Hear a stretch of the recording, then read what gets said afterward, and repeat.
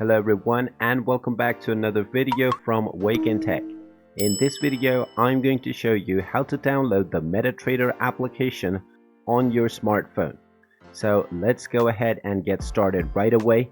If you're on your iOS device, then make sure you open up the iOS App Store, and if you're on Android, then open up the Google Play Store and then tap on the search box and search for MetaTrader 5.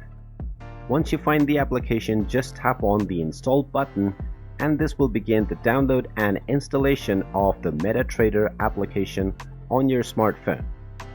Just wait for a while until the installation is completed, and once you see the open button, just tap on it to open up the application. This will now open up the MetaTrader application on your smartphone. Just accept through the license agreements and you can now open up a demo account. And there you have it.